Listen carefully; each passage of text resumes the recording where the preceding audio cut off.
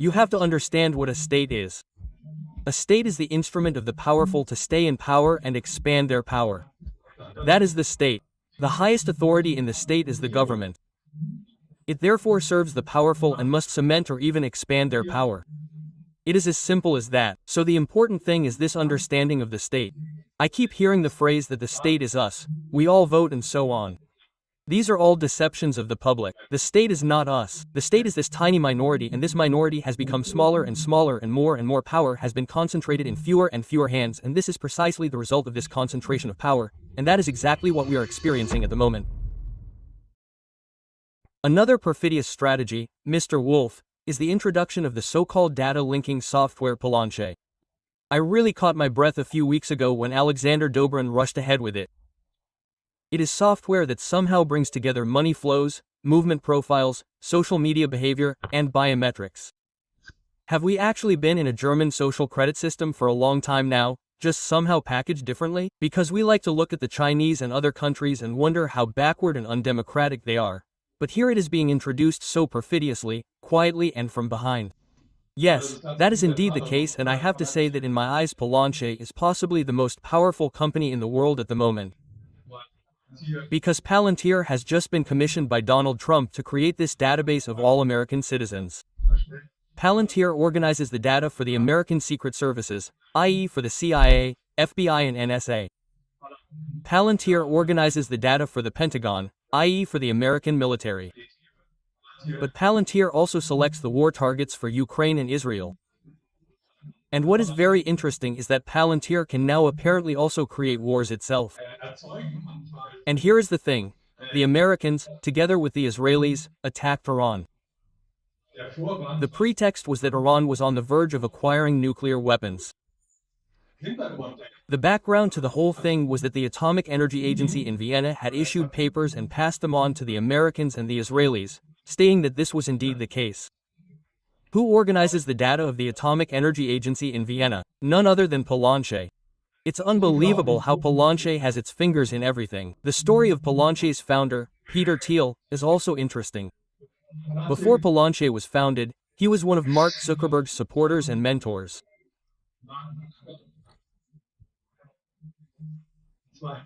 Mark Zuckerberg founded Facebook in February 2004. In the same month, the American DAPA, the research company or research agency for the Department of Defense, discontinued a project that included exactly what Donald Trump has now assigned to Palantir, namely to create a database for all Americans. Peter Thiel realized at the time that you don't have to do this behind the scenes. You can also do it openly by inviting people to register on Facebook. Then you can access all the data via Facebook. By the way, Palantir has accessed billions of data from Facebook, and Peter Thiel was on Facebook's supervisory board for over 20 years. It's incredible how the threads come together there. Do you perhaps have more information about how Friedrich Merz or Ursula von der Leyen view Palantir? Are they more on the side of consumer protection, or are they more in favor of using such software on a large scale in Germany in the medium term? Well, there's a very simple connection. Friedrich Merz was chairman of the supervisory board of BlackRock Germany, and the largest institutional investors in Palantir are three companies: Vanguard, BlackRock and State Street. So, you can see the direct connection, the direct business connection between the two. Interestingly, the head of BlackRock, Larry Fink, is on the board of the WF. At the time Larry Fink was there for the first 3 years, Ms. Ursula von der Leyen was also present at the WEF. Also, there is always a direct relationship between all these individual figures, who all work in the background to support each other. What I find really interesting here is, from your perspective, Mr. Wolf, is there any government in the world that you trust to act in the interests of the people? Because they all seem to be corrupt in some way.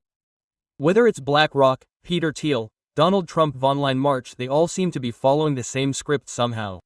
You have to understand what a state is. A state is the instrument of the powerful to stay in power and expand their power. That is the state. The highest authority in the state is the government. It therefore serves the powerful and must cement or even expand their power. It's as simple as that. So the important thing is this understanding of the state. I keep hearing the phrase that the state is us, we all vote and so on.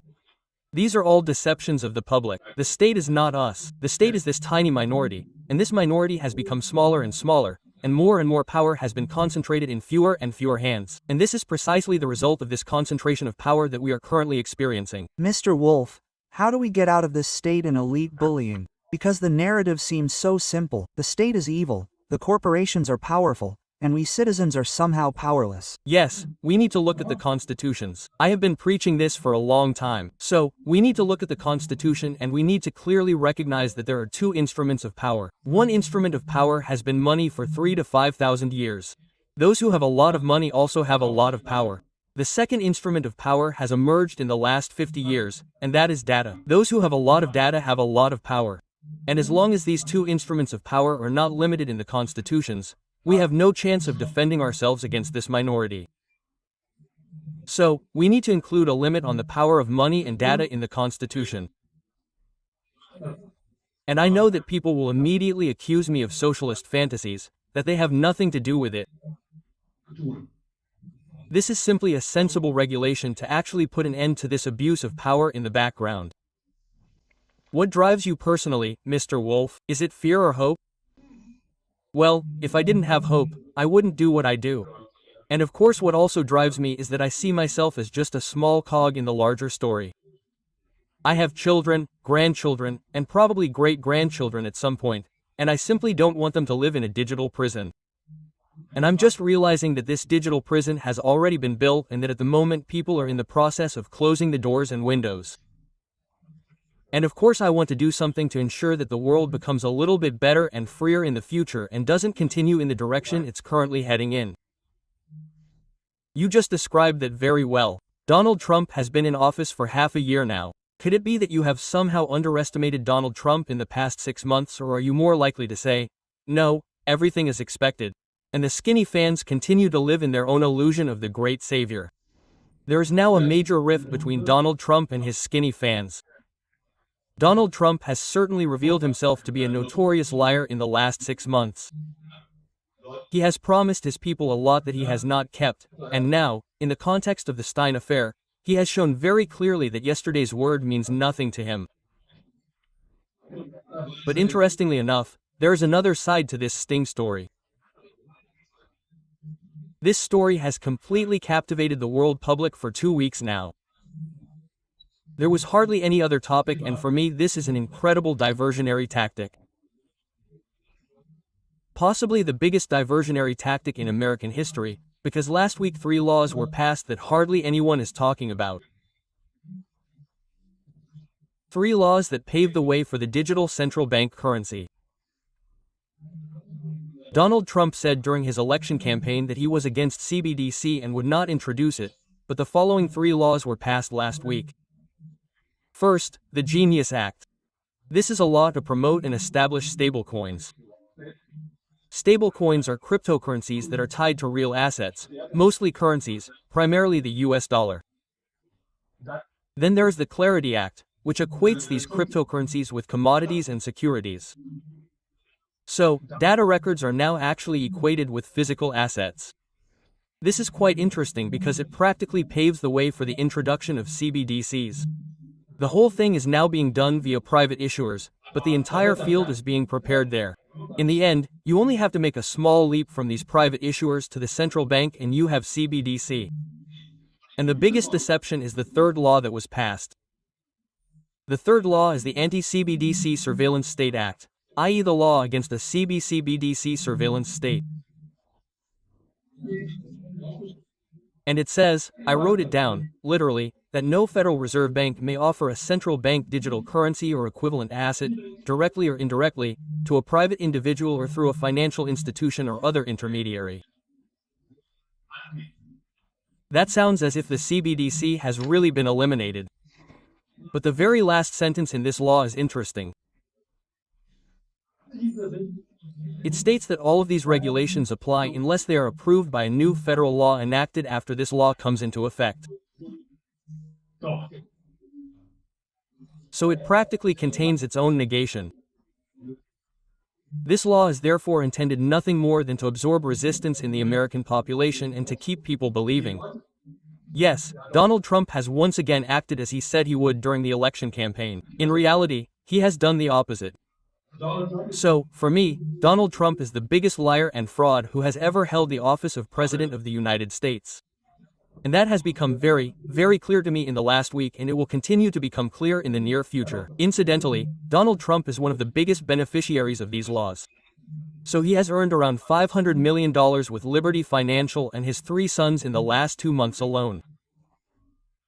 So he's doing everything he's doing for free. I find it incredibly interesting, and on the other hand, I think we're being ruled by absolute psychopaths. I mean, everyone knew that corruption in the past was agreed upon somewhere in Davos or behind closed doors. But now it's happening in full view of the world and nobody's saying anything. Yes, exactly. I find it interesting. I sometimes wonder, is Donald Trump doing this voluntarily, or is he being blackmailed into doing all this? Because I can't imagine that anyone would voluntarily put themselves in such a situation, because it really isn't easy for him either. I don't think Donald Trump will see out his term in office, but someone is already waiting in the wings. As we mentioned, Peter Thiel is the founder of Palantir. Peter Thiel is also the sponsor of J.D. Vance. J.D. Vance is now the vice president, and interestingly enough, in recent weeks, Vance has distanced himself a bit from Donald Trump. When the attack on Iran took place, JV even publicly criticized him. He hasn't been so vocal about supporting Donald Trump lately. I can well imagine that Donald Trump will eventually be dumped. Either people will say that the man is sick or that he is too old. Or they will say that he behaved so negatively in this scandal that we need a different president. Something similar to the Watergate affair with Nixon, and then J.D. Vance will step in, and then the digital financial complex will practically have its own figure in the presidential chair. Now, Donald Trump has been the last glimmer of hope for many people, and for me too in many places, because I thought to myself, okay, this guy is somehow radically different. He says things that many people don't dare to say. If even Donald Trump is compromised, what else is left? Well, you have to start over again. So, we have to get rid of all the old concepts that we have in order to bring about any changes within this system. So, as long as we don't actually do what I chose earlier, i.e. approach the constitutions, nothing will change worldwide. Only the most corrupt will ever come to power. And since we are currently in a special historical phase, i.e. the old financial system is over and has to be replaced by a new one, this new one will not be voluntarily accepted by the people. There is also new data on this that is very interesting, and that is why we naturally have to promote the most corrupt of the groups, i.e. the best professional liars, to high political positions. Incidentally, a little piece of news that I just came across is interesting. The Russian Duma, i.e. the Russian parliament, has just announced that the digital ruble will be introduced next September, and there was a survey among Russians about it. And interestingly, 51% of Russians said they would not accept this new currency. So the same problems exist in Russia as in the USA, or even here in the West. This whole new financial system will not be able to be introduced in a completely normal way. People will have to be put under considerable pressure. Now they have had the Epstein fill in many places. Is this really all just a diversionary tactic, or is this swamp that needs to be drained actually much, much bigger than one might imagine? Well, it is enormous, this swamp. Well, we know that the really wealthy are the ultra-rich, that they live in an ivory tower, and that they also allow themselves to do things that no normal person would allow themselves. And Donald Trump and Jeffrey P. Stan were very close friends for over 20 years. They are both from New York high society. And this New York high society has almost nothing to do with morality or ethics. So, you can assume that the worst things you hear about it are true, that the reality is probably a lot worse. So that is also a background, from which I believe that Donald Trump may not be able to be kept in the long run, because so many of his old misdeeds are being dug up at the moment. I hardly think that we can continue to live with a president like that in the long run. And the advantage of Jans is simply that JB is so young that he has nothing to do with this whole thing. So, this figure is very cleverly chosen. Now the American Attorney General Bondi is saying that there are thousands of hours of pornographic child pornography material on these tapes. Why isn't an example made of this, and perhaps A, B, or C celebrity brought before the press and then at least charged in some way? That would take a lot of pressure off.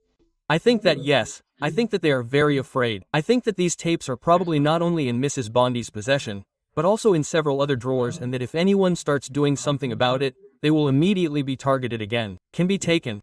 I don't think there are many people who don't have skeletons in their closets, and I think they're all protecting each other.